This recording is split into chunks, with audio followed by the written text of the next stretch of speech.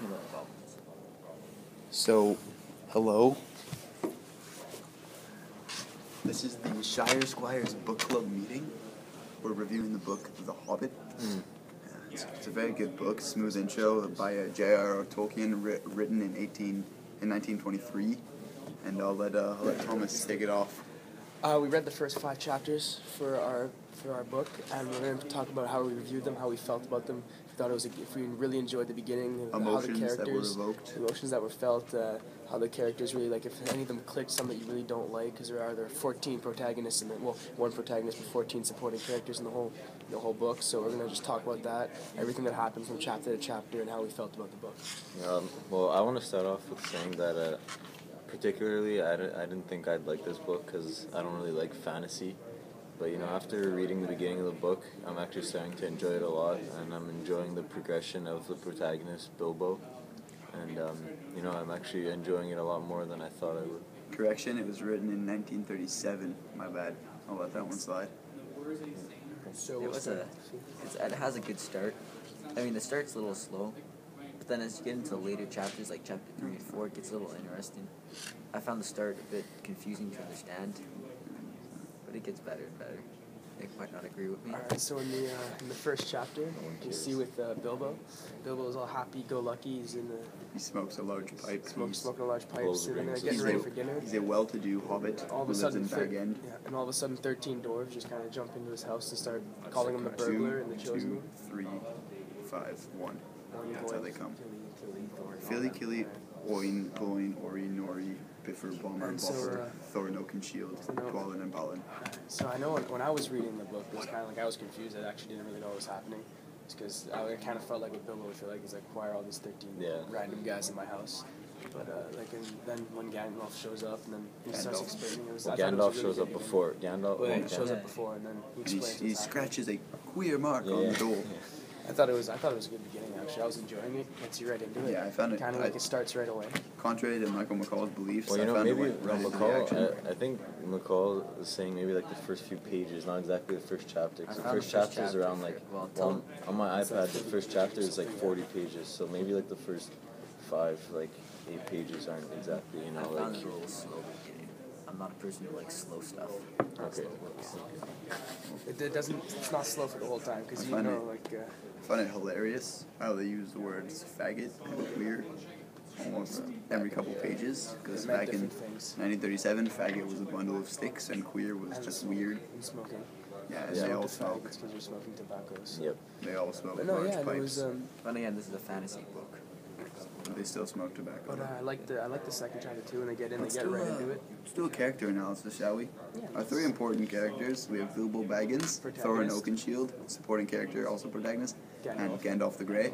Those are 3 kind of main Our story 3 revolves around them. Go past chapter 5. Here, tell them the plot about the Hobbit before. Good call. Yeah. Alright, so just like what happens in the Hobbit is that Bilbo Baggins, Hobbit, lives in the Shire, lives in Hobbiton. And he's a relaxed guy, kind of doesn't do much. The wealthy neighborhood of Bag End. Yeah, Bag End. Descendants of the Tooks. So, and all of a sudden, this great wizard, Gandalf the Grey, comes and tells him, and he's asking if he wants to go on an adventure. And Bilbo, obviously, he's a hobbit. Hobbits don't like adventure. They don't like adventure. So, no. But then later that night, 13 dwarves from Dale, the city of Dale? Dale's destroyed. They're refugees. Kind of, they're escaping. And they need Bilbo's help. And Bilbo has no idea what's going on. But then Gandalf comes and explains that these 13 dwarves owned a huge cavern, huge mines, lots of gold, and a dragon Schmog, or Smog, however you want to pronounce it, came Smog, whatever, Smog. He comes and he's destroyed their city and took all their gold, and he's now in the mountain, and he's protecting it. Lonely Mountain.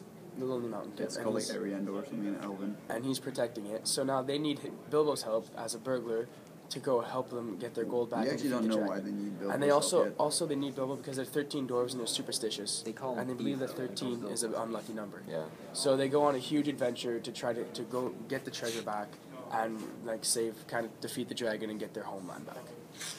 And encountering many dangers along the way. Okay, so characters now? Yeah, our main character is Bilbo Baggins, of course. He's descendants from 2 families. One family is known for their queer attitude, how they're always going on adventures, how they've they've done all sorts of things. They've helped out warriors and mages and wizards and all that stuff. And then there's the other family, which is the Took side. There's the Took side, which goes on plain adventures, and then there's the Baggins side, which is a wealthy, respectable, well-to-do family. Yeah. The mother was a Took, the father was a Baggins. They got married, had Bilbo. So Bilbo's has conflicting emotions throughout the story about whether he wants to go on this adventure or not. When he feels he wants to go on the adventure, it says his Tookish side is picking up.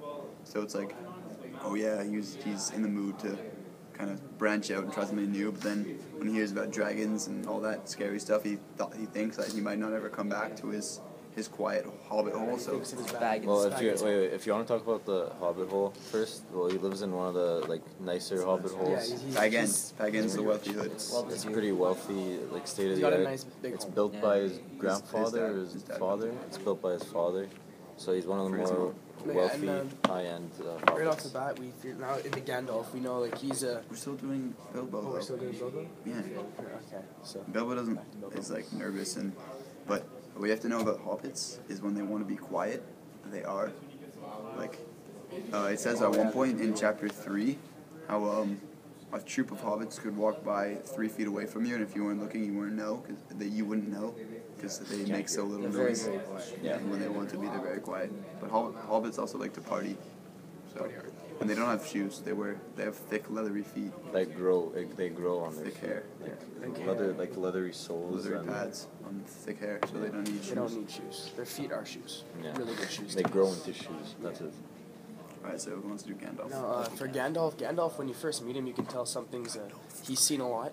He's pretty wise. He's a smart guy. He knows what's going on. And he doesn't show it off right away, but you can tell he's a fighter. Yeah. He knows even though he's portrayed as old, you can tell he knows his way around with a sword, and his magic. And right off, he seems to know a lot. When he talks about their adventure, he has a map and a key already to the dungeon where the dragon is. And of course, Thorin, being the heir to the throne, has no idea how he got this, but Gandalf knows his way around. But he tells him, right? He tells him he went into a necromancer's lair and rescued Thorin's father, who was psycho at that time. So now, and there's things go down, and Gandalf knows. He seems to always know his way around, knows where everyone is. So he's been around, and he knows. When they go around, and when they go to, do they go to Rivendell? They're there in chapter 4. They're in chapter 4, right? Right at the end. So, and then it's pretty intense, and he knows everyone there. He's always explaining things, so he knows his way around, and he's a huge asset to the whole group, and he saves them many times. He saves them in chapter 5, but you have to know he's not part of their group as far as their quest goes. He's not the 15th member. He's just. Did we mention that we only read up to chapter 5? Yeah, we did. We read the first 5 chapters. First 5 chapter analysis. You want to do Thorin Oakenshield? Me? I guess. Thorin's the head of the group. He's a great dwarf. He's a fighter. Direct he leads his group. He's helped them quite a bit. He's fought when they got stuck in the Goblin Cave. He fought them off. He fought off the goblins quite well. He's probably the bravest one there. He's very. Is he strong? Yeah, he's strong. He's a leader. He's a born leader. He's direct descendant from Durin, who was the first dwarf. Yeah, Durin was his great grandfather. Yeah, he's got Thrain, Thorin. You wanna briefly talk about the dwarves and into because there's 12 other dwarves. So they don't go into specific characters. Well, yeah, you could tell when they enter the house, cousins. Yeah, they're all brothers related. They're also Philly and Killy are Belladonna Tuck. You can tell right when they come in the house, a couple ask for cake, beer. They love having a good time, to eat. They're big, And they get serious when they have to. Right away, they get serious and to the point. Philly, Killy, Dwalin, Balin.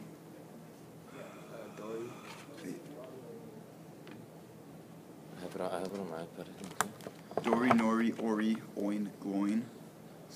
And Thorin.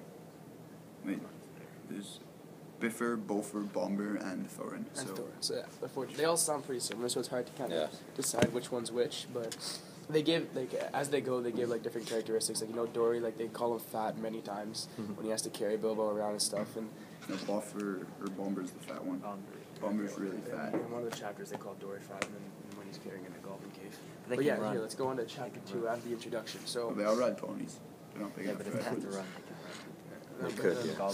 So now back into in chapter 2 now, Bilbo wakes up after everyone's ransacked his house, and they're all gone, so he doesn't know. It's all clean now. Yeah, but it's all clean. Like, they ransacked it the night before, so he went to bed, and like he fainted and went to bed because he just couldn't handle it. He passed out. And when he wakes up, everything's clean, everything's put back together, everything's all like it's like it never happened. It's hastily done. Yeah, hastily done.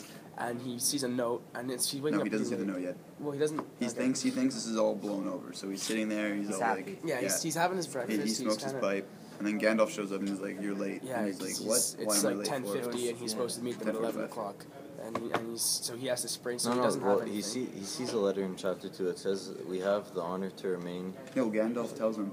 He didn't see it because he didn't dust his mantle. Okay, right, yeah, okay. So yeah, right off. So he runs, he sprints down, gets with them, and they all have their stuff, and all ponies are all waiting for him. So he jumps on a pony, and they're off. Off on their adventure. Trolls. They're on their way, and it's nighttime. It's getting late, and they're cold. They need somewhere to go rest, but they can't find anywhere. They can't even start a fire because it was raining, and the ground's all wet. So then they see this fire in the distance, and they don't know what it is. It's huge. So Bilbo's forced It's to glowing red. Glowing red, yeah. Bilbo's forced to go up and find it and see what's happening. He goes up and he realizes it's 3 trolls. Trolls, my bad. And he wants to leave. He's terrorized. The trolls are mad because they haven't had a human meat in a long time. So he sneaks behind the trolls and he grabs something in He their wants pocket. to prove he's a burglar, so he tries to pickpocket one of them. He wants to be brave because he felt that he couldn't go back without something. He needs to be one of the dwarves. So he tries to steal something from their purse, and he finds some interesting things in there. But then one of the trolls realizes, oh, there's someone trying to steal my stuff. So they attack him. And then they capture him, but then they start a huge fight with each other over what to do with Bilbo. When this happens, he runs away. No, that's not what happened at all, actually. No, it's all Gandalf is gone. He went ahead. The dwarves come to help him because he calls.